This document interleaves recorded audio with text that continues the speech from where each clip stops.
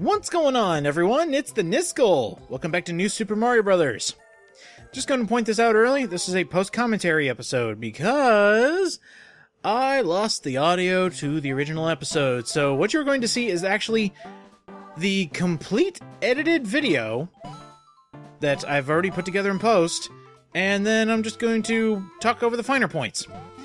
We are now in Cloud World, World 7, and this world does not pull any punches. Just saying, you're going to see a lot of levels that have to do with being in the sky, big open pits that you can easily fall into. And it's just not a good time. In fact, when I first started this episode just to record the first part of World 7, I played for about 5 minutes and I died about 5 times. To which I said, scrap that recording, let's do it again. And what you see now is actually the finished product. At least a better take of this first level. Yeah, I died a lot in that first level.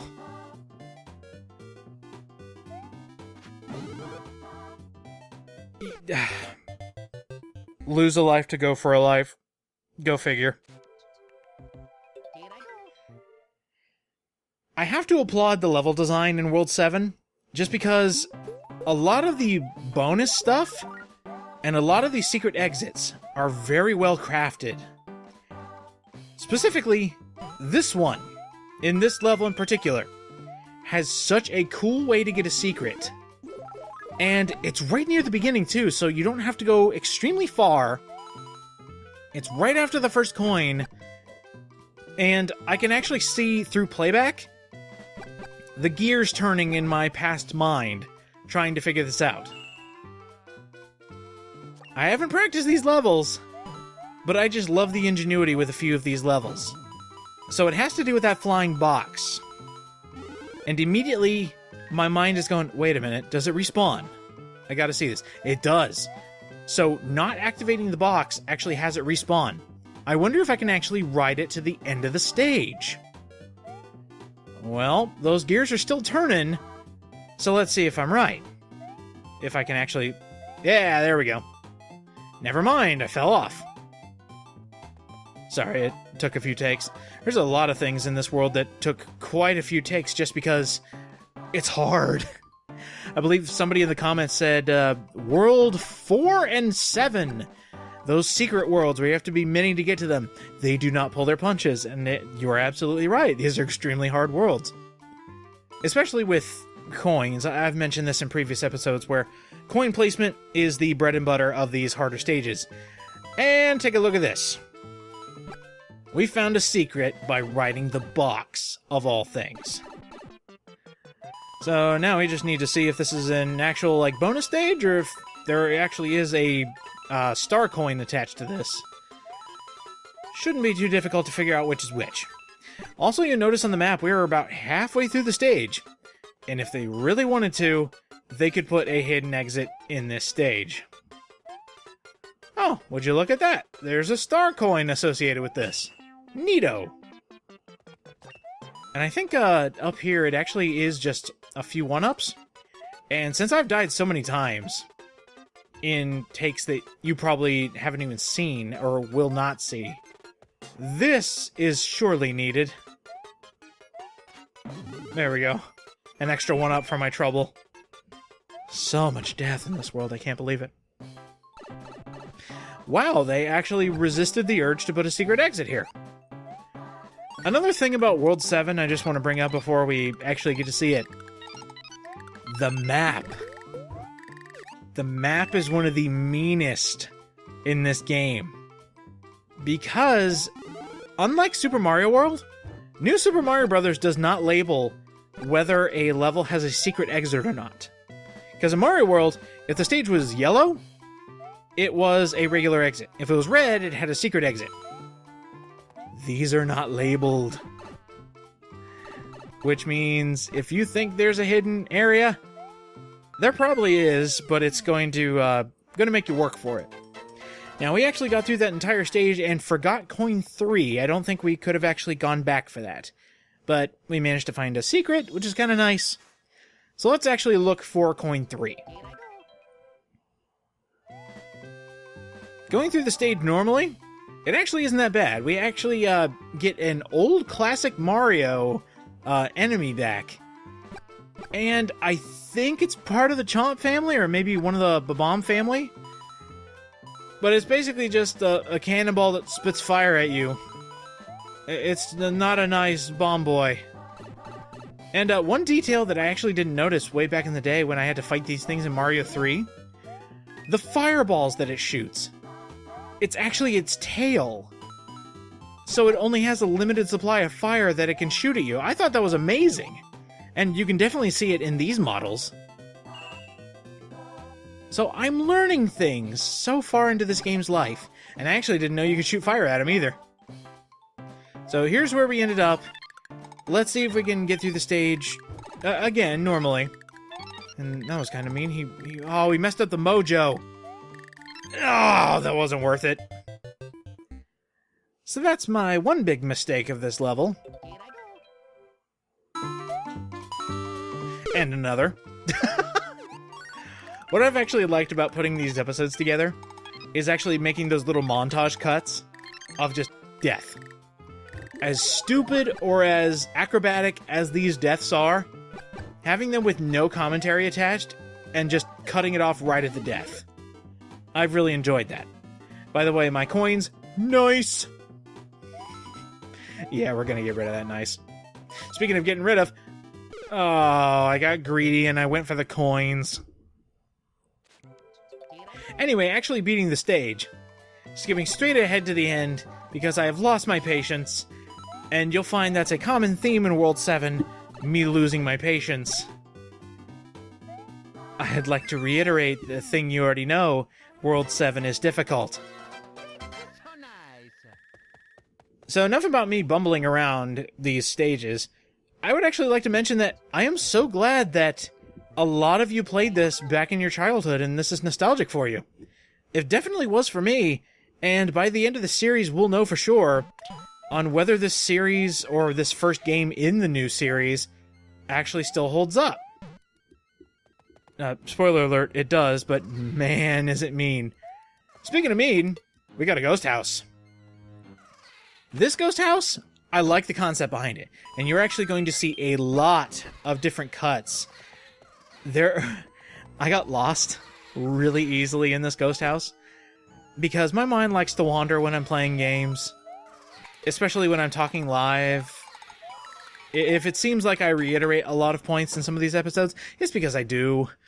I lose track of what I'm talking about and reiterate it. See, there I went in the exact same door. So, yeah, let's just edit that out. I really enjoy this ghost house because it has a simple premise that can be very intuitive. You get 5 doors at the beginning of the stage. You have to go through all of them at least once. And this is cool, too. Invisible blocks. Those haven't been done in quite some time.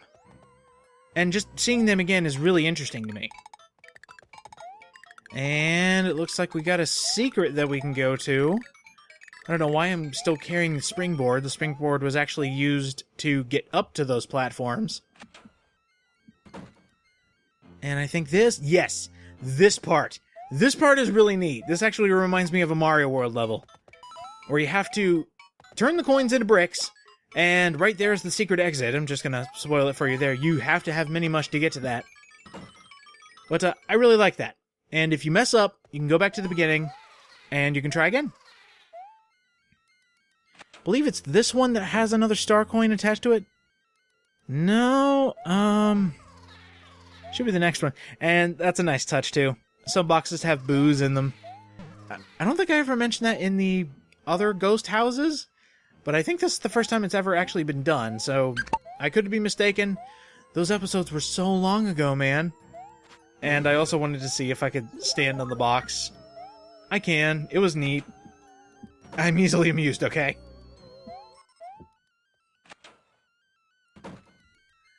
Okay, this one has the other coin in it.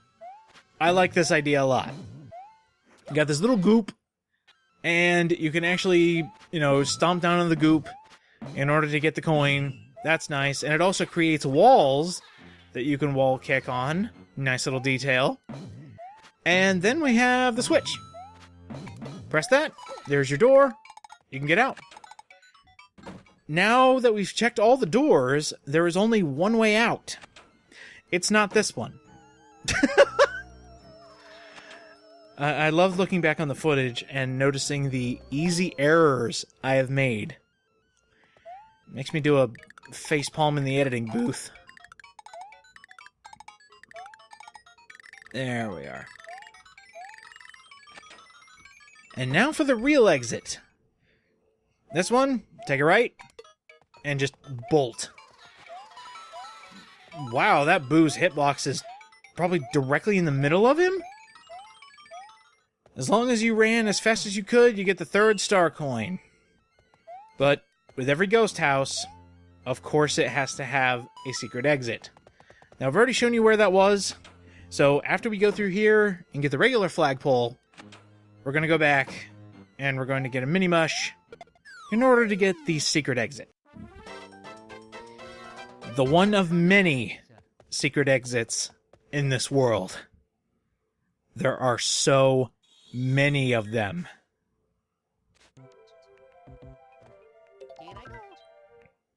Here's an easy way to get through the ghost house as Mini Mario. As long as you remember which door goes where, you can actually get through this pretty unscathed. I don't think it's this one. Oh, it was that one. Okay. I remember doing a lot of cutting for this episode, so bear with me here. If you go into the bottom right door, you can hit the switch, and you can actually go on the spring. I'm about to run out of time, by the way. Yep, did it. But, I completely forgot that Mini Mario, if you jump on anything that has momentum, you go flying. Look at that. You don't even need the platforms as Mini Mario. Just as long as you have the springboard, you can just jump off of it. And now this is the part I like. You've made it to the coin room. Turn them into bricks. And then we go and get the door.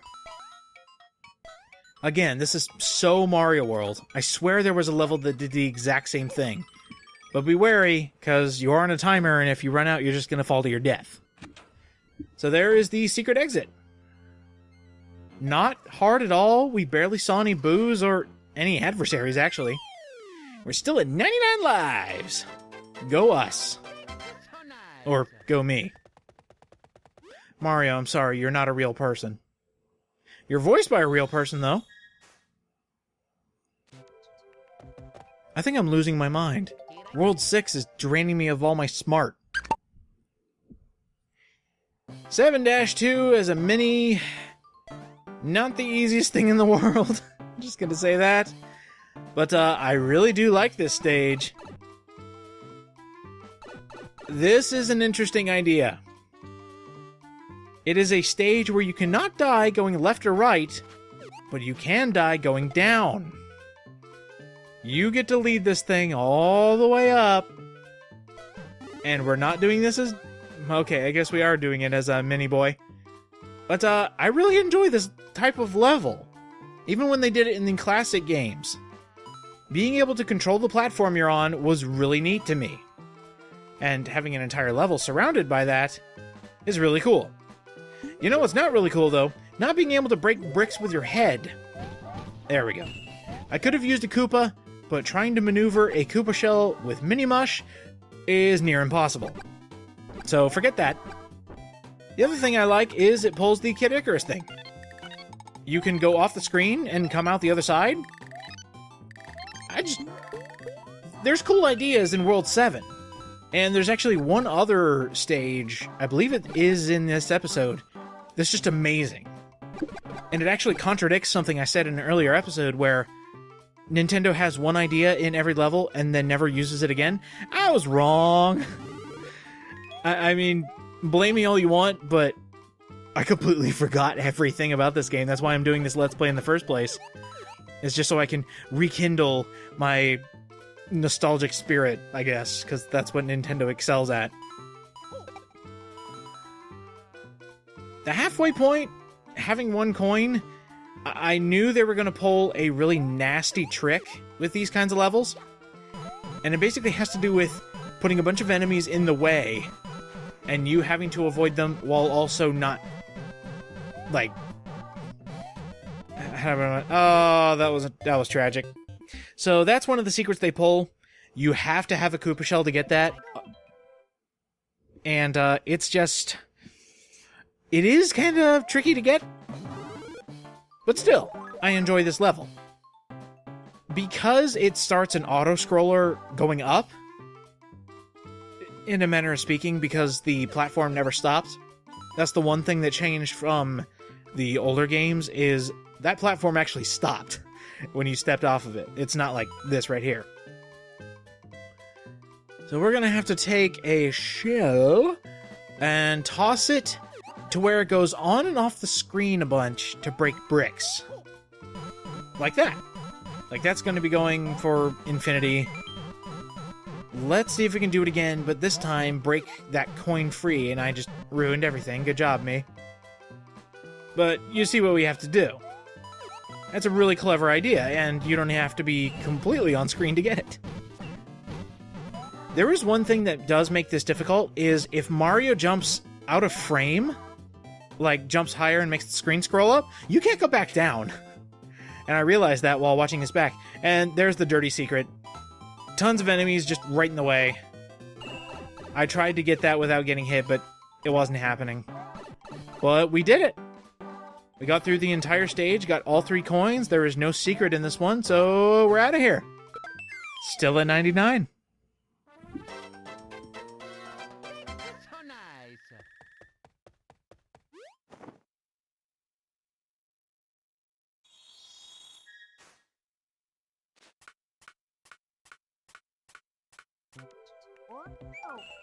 You know, I'm just thinking of the latter half of World 7 and how difficult it is to find all the secret exits. We'll get there when we get there, but first, it's time for a Toad House. What are we getting today? A fire flower, that's news to me. I got nothing of value, which kinda sucks.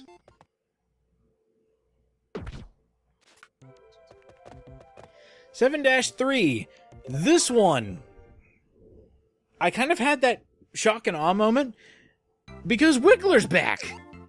Yeah, I said that Nintendo, in this game in particular, they used one gimmick and then got rid of it. No, they didn't. They brought him back. In fact, they made him a giant. This level is cool. You have to ride on the back of a giant Wiggler. What a neat idea.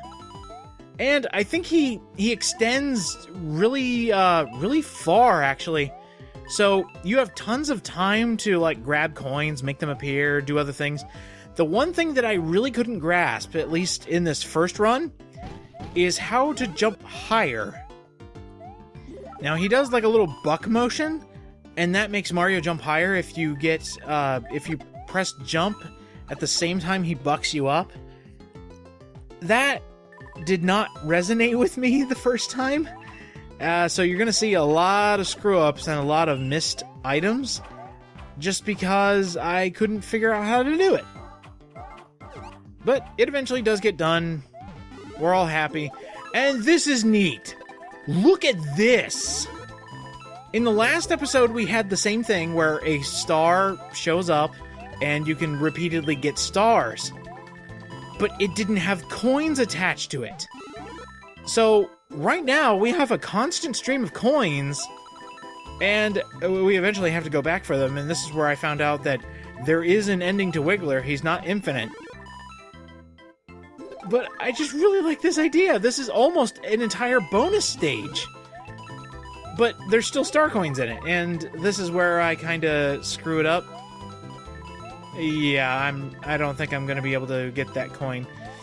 Yeah, we screwed it up. Might as well die. The one savage thing about this stage is there is actually no checkpoint. So, skip ahead, get that coin. I wouldn't say it's a complaint, but no checkpoint in this stage, it's not long at all. So, I'm not going to berate the game for not putting a checkpoint in this stage.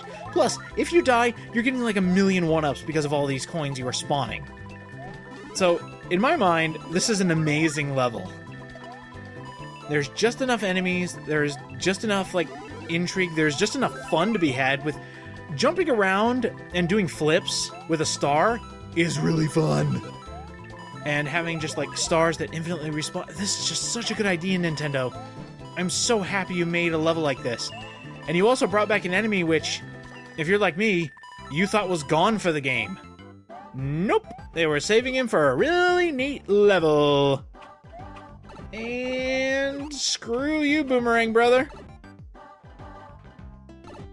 Now this part kind of stung, because I got to the very end of the stage and I realized, oh shoot, I need a power-up. Well, maybe if I hadn't been, like, goofing off a lot, I wouldn't have had to, like, sacrifice that spare fire flower. So here is where the last coin is, and I kind of like this. If you actually screw up that, that vine, no worries, because this pipe actually takes you right back up. So if you accidentally, like, go underneath it and hit it from underneath, it's fine. You got it. We're cool. Mario thinks you're fantastic. Ooh. Might get this. Ooh, at 103. With 99 coins and 99 lives.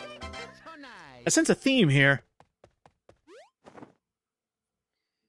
Again, I'll be raving about that level probably in the next episode, too. I can't remember.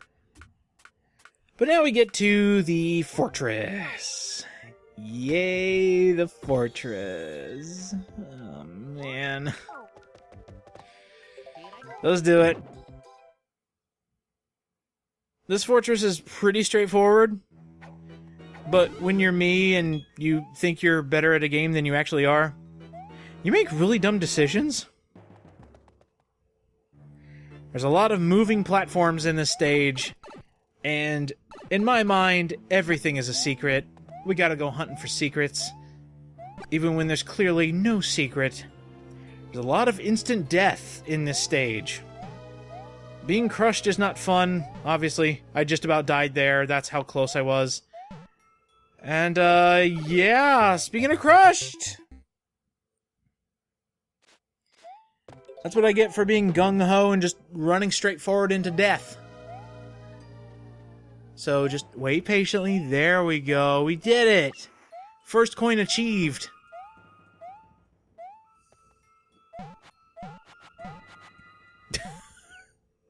Me trying to ground pound as a midget. It's not working, dude. Move on. There we go. Now, anything down here besides getting hit? Yep, coins. So much money for all those lives I don't need. That was perilous. Oh, right, and all the spikes and everything. They're getting really happy with the spikes here. And you know what? That's neat. They're making so much extra challenge. This is World 7, man. You worked hard to get to World 7, so they're going to give you a challenge. And I appreciate that.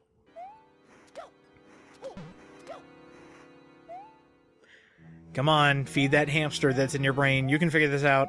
There we go. I love insulting past me. He has no idea what he's doing. I mean, for the most part, he knows what he's doing, but not by much. And I believe this is the checkpoint. Gotta get through this first. We actually had this in the first fortress ever, I think. But the platforms didn't have spikes on them. Oh, that's right.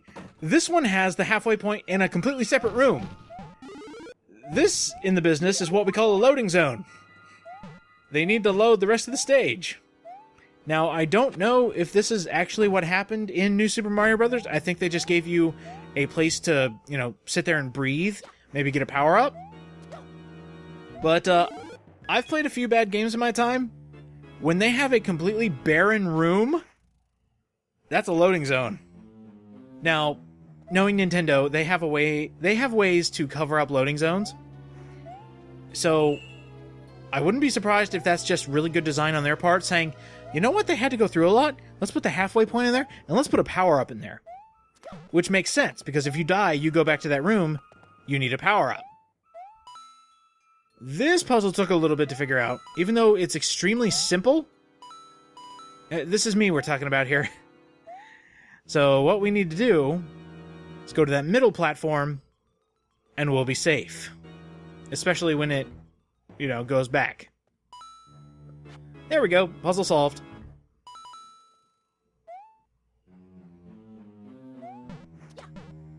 Except for right there.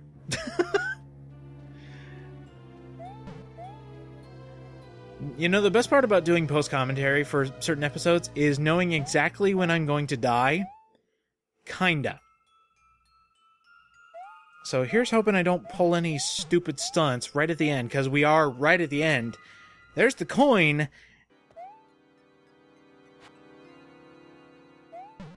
I really like how that was all put together. The one block that moves helps you out. We're done. Let's fight Bowser Jr. And I just like how it all, goes together really nice. Oh, yeah. I think I die here. Because I think, oh, there could be a secret up here. Let's test it out. No, you imbecile, there's nothing there! I'm allowed to yell at me, it's me. Anyway. There's the coin. Go into Bowser Jr. and kill the damn kid. Don't use that line out of context. It won't make any sense. And that would have been really funny if Bowser Jr. actually took damage from that. I found a glitch in the system. Nothing to it. Hit him with fire. We're done. And I'm extremely tired. World 7 takes a lot out of you. It's a jerk. So, we are done with half of the world, and is it just me, or are the mushroom houses pink now?